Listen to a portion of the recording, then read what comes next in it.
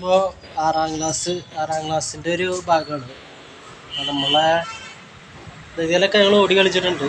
ഒരു വഴി ബാത്റൂമിലേക്ക് ഉള്ള ഷോർട്ട് കട്ട് എന്ന് പറയുന്നത് ഈ വഴിയാണ്. സ്കൂളിൽ പഠിക്കുന്ന ആ ഒരു ടൈമിൽ ഹൈസ്കൂളിൻ്റെ ഈ വഴി ഞങ്ങൾ നേരിട്ട് ഓടിക്കും.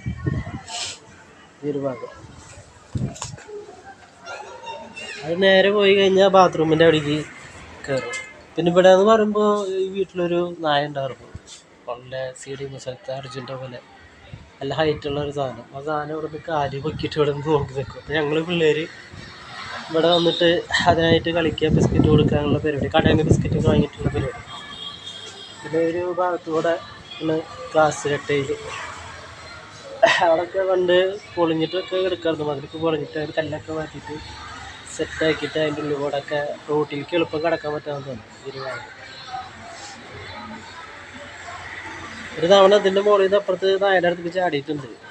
ആ ഒരു സമയത്ത് നായനൊക്കെ ആയിട്ട് അണക്കൊക്കെ ആയതിനു ശേഷം ഇന്ന് ഇത് 6D ഇതായിരുന്നു സ്റ്റാൻഡേർഡ് ക്ലാസ്.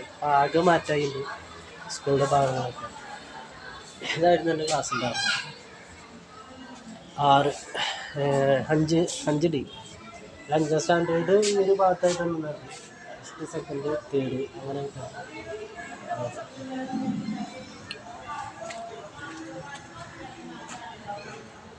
ഈ ഒരു ഭാഗം പ്ലേ ഗ്രൗണ്ടിൻ്റെ ഒരു സംഭവമാണ്.